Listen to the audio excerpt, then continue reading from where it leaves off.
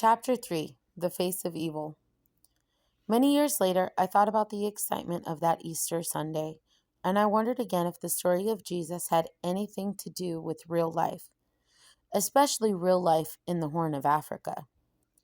As my exploring of Hargeisa continued, I happened upon a crew of a British company hired to find, disarm, and remove landmines left in and around the city. For a while, I watched in fascination from a distance as these men operated a machine called a flail, an armor-plated bulldozer-type contraption with a cab set as far back out of blast range as possible. The machine has a long extension in front with a revolving axle that flings lengths of heavy logging chains ahead of the machine to set off unexploded mines. The machine's heavy blade can then scrape up and push the remains off the road. When the crew took a break, I walked up behind the machine to talk to the men. Their equipment was designed primarily for clearing anti-personnel mines. Those were usually small explosive charges buried so that their tops were level with or just barely under the ground. They are typically packed in plastic casings that won't register on a metal detector and set with a simple pressure plate or button that can be tripped by setting on it or exerting merely a few pounds of weight. These mines were designed to kill or at least maim human beings. Their original purpose had been to decimate, delay, and demoralize enemy forces. One problem with landmines is that long after a war ends and the combatants go home, the explosives remain hidden, armed and dangerous for years, maybe even decades. Worse yet, they were equal opportunity exploders, unable to distinguish friend from foe, enemy from innocence.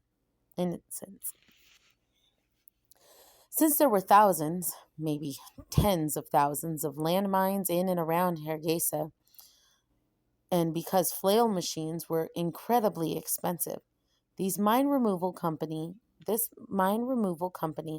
also hired and trained local crews to search for mines manually.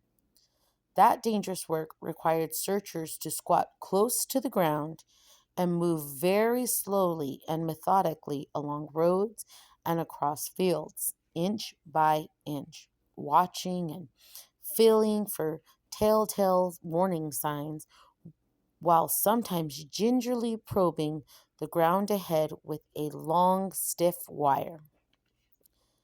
The physical and mental demands required for those manual detection crews were especially exhausting. The margin for error was tiny, and the cost of a mistake is huge. One of the workers told about a crew of Somalis who had been tediously working their way through a farmer's field for hours, finding and marking a number of mines for removal as they went. When it came time for a much-needed break, the men sat down cautiously right in their tracks, just as they had been taught to do. Then one fellow decided to stretch his cramped legs out in front of him and tripped a mine that blew both of his feet off.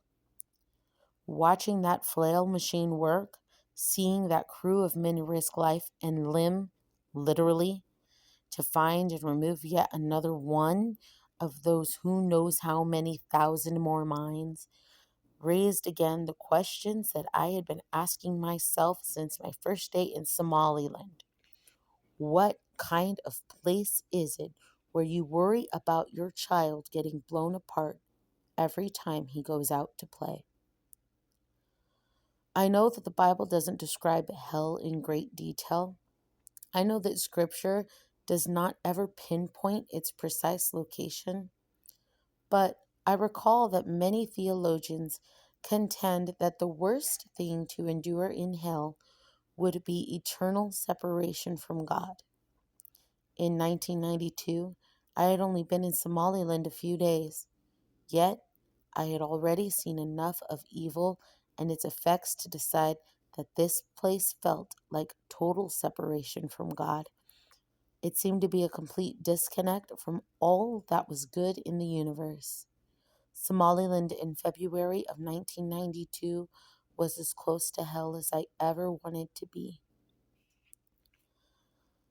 Lying on the floor in the dark, I felt so oppressed by the manifestation of the evil I had seen that I again told Jesus, "If ever I get out of this place, I am never coming back."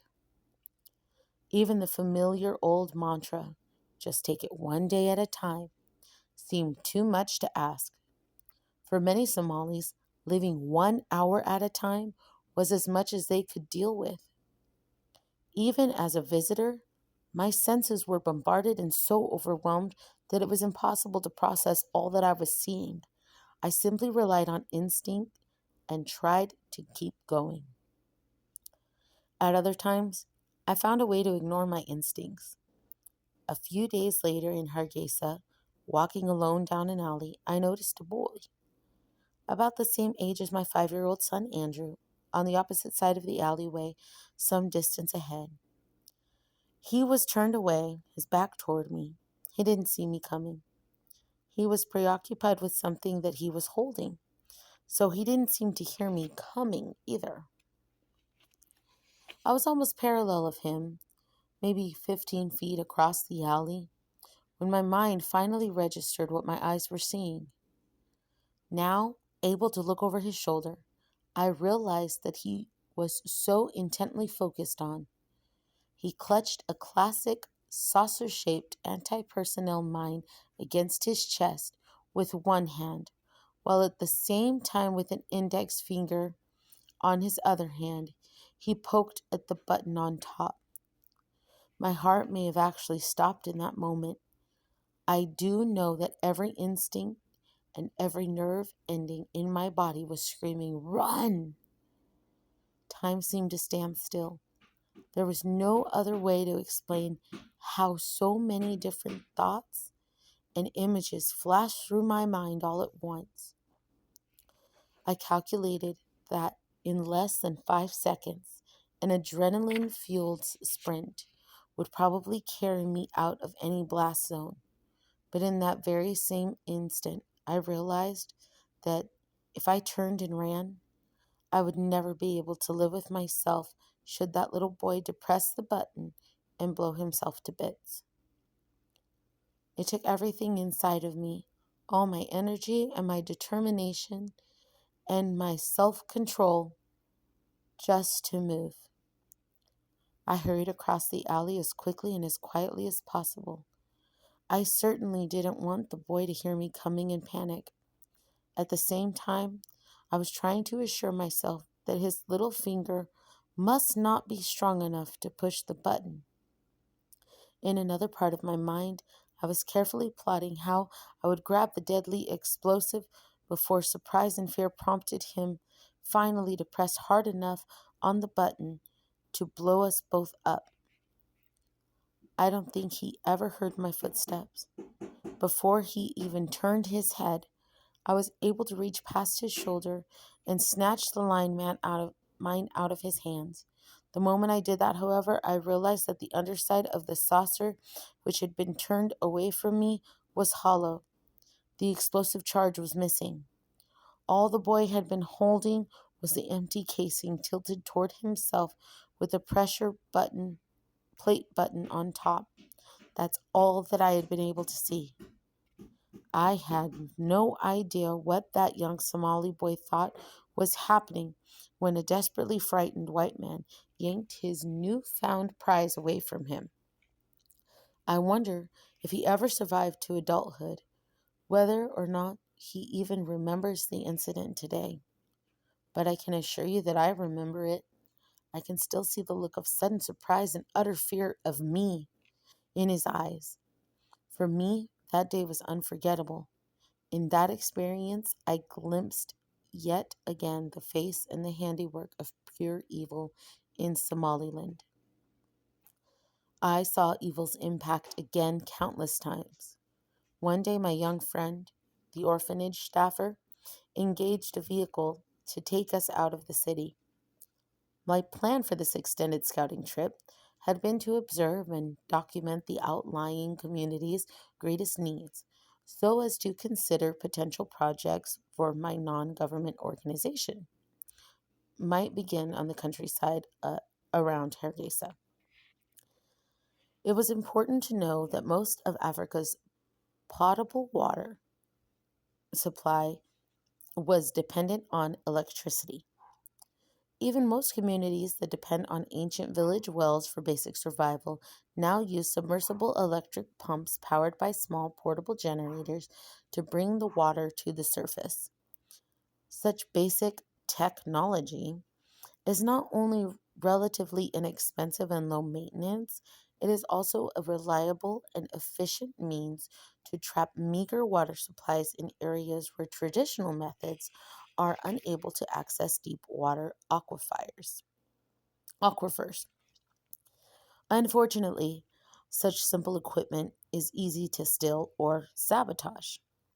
Once we got out of the city, we discovered that every communal well had been rendered useless. The village generator had been looted and or the submersible pump had been pulled out and taken for use elsewhere. Perhaps thieves had been able to sell their plunder. What was even harder to understand was the pointless destruction and cruelty inflicted on those few villages that had still depended on old fashioned hand pumps, while roaming vandals, armed raiders, enemy clans, or perhaps one side or the other in the ongoing civil war had simply smashed and destroyed the pumps and then permanently sealed off the old wells by filling them with rocks or sand. Whoever the culprits, whatever their motivation, the results in nearly every village were the same. Entire herds of goats lay dead in fields where grass no longer grew. Dried and rotting camel carcasses littered the roadsides and filled the air with the stench of death. Many of the homes in these outlying villages were now empty and abandoned.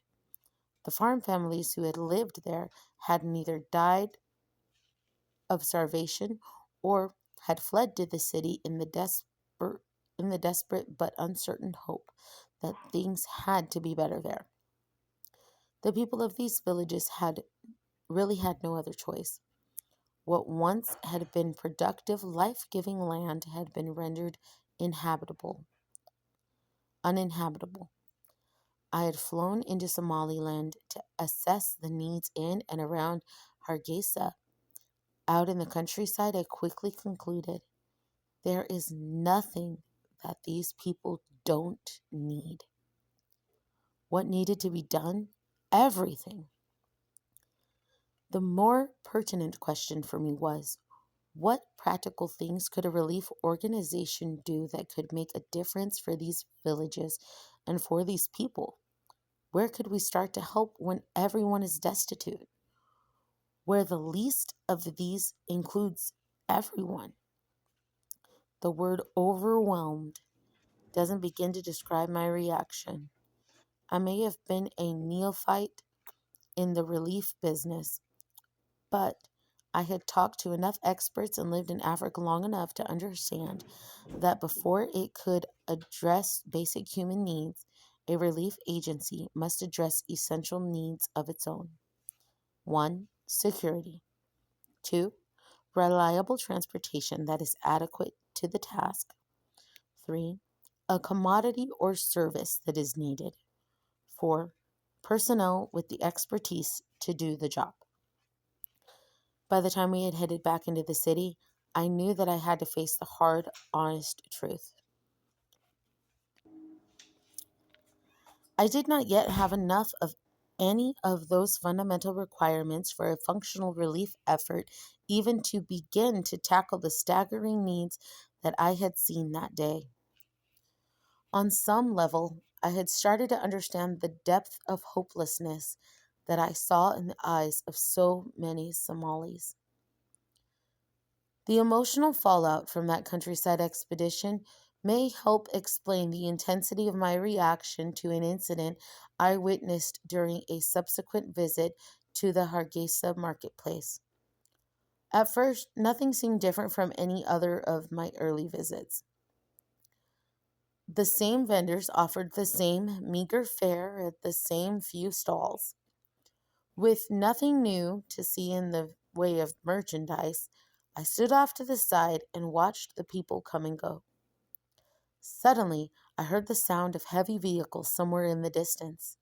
They slowly, steadily drew closer. Eventually, I saw the caravan rolling through the streets toward the market. Finally, the caravan came into view, truck after truck, 15 in all. Each vehicle was bristling with weaponry.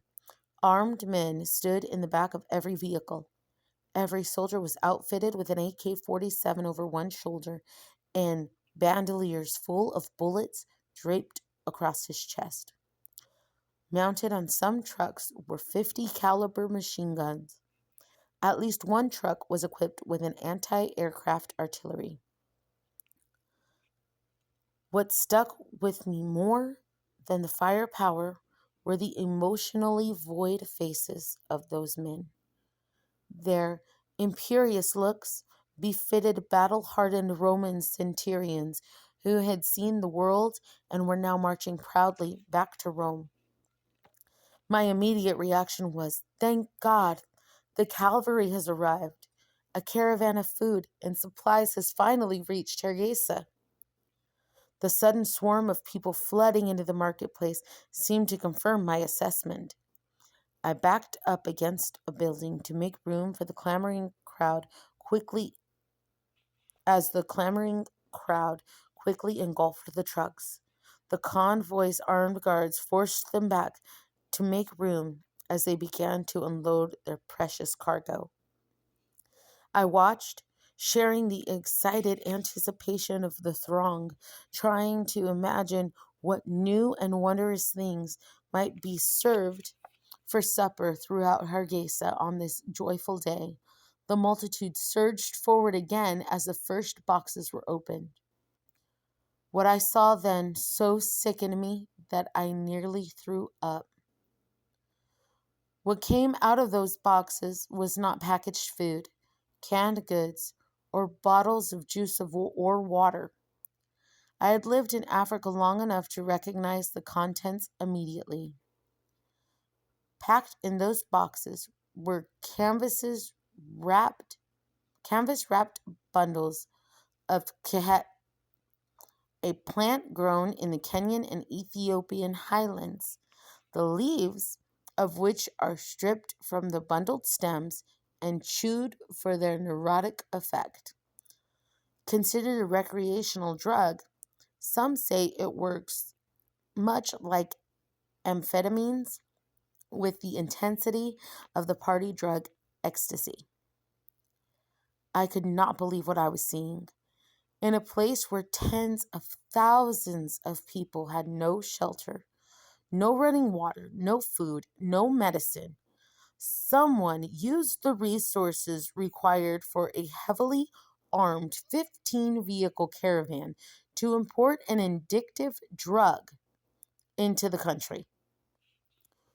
What horrified me even more was the reaction of the crowd, many of whom had not had enough money to buy food for their family in who knows how long. But here they came now.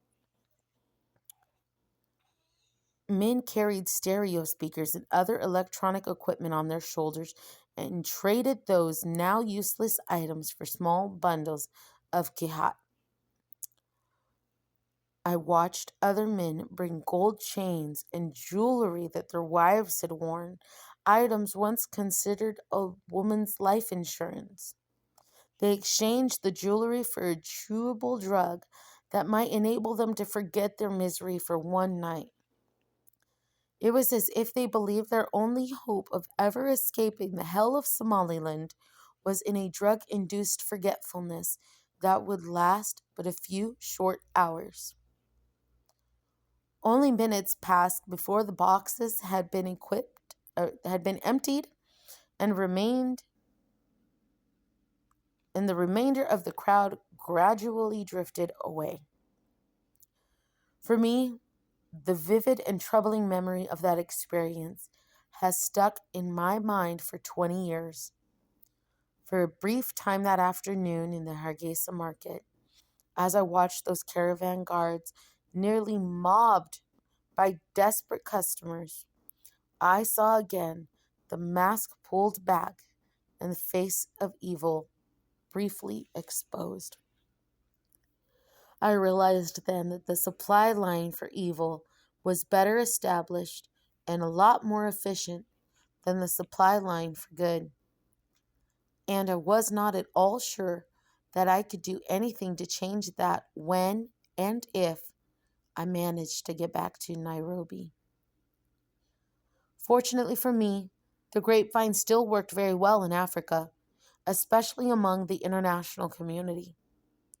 Somehow, my European friends at the orphanage got word that a Red Cross plane was coming in the next day.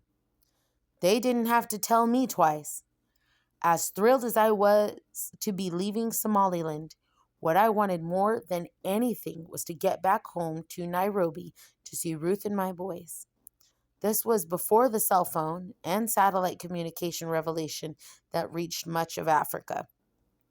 I had heard nothing from my family, and they had not heard any word about me for over 3 weeks. If I had had a parachute during our descent into Nairobi, I might have exited the plane before we land at Wilson Airport. Since I hadn't been able to reach Ruth, able to let Ruth know I was coming, I took a taxi home to surprise her. After 3 weeks in the alien world of Somaliland, it was surreal to be back in my world, to walk through the door of my own home, to eat a normal supper, sitting at an actual table with my own family, to sleep in my own bed, to live my own familiar life again. I felt as if I had gone from hell to heaven in a single day. What conflicted feelings! On the one hand, I was absolutely ecstatic to be with my family again. Yet, I couldn't help feeling guilty taking a bath. I had taken hundreds of photographs wherever and whenever that had been possible. As these pictures were developed, I shared them with Ruth and the boys. I tried to recount for Ruth the details of my trip. She would ask questions in response. Eventually, I remembered and added more details and told more stories. That was how I finally processed what I had experienced, felt, and hopefully learned during my mind-blowing 3 weeks in Somaliland. I still wasn't clear about what a relief organization could accomplish there, or even where we might start. But if you had asked me my honest assessment, for my honest assessment, I would have told you that Somaliland just might have been the neediest, most hopeless, most hellish place to be found on this earth. I was soon to discover that I was wrong about that. Mogadishu, the capital of Somaliland, was even worse, and I was heading there next.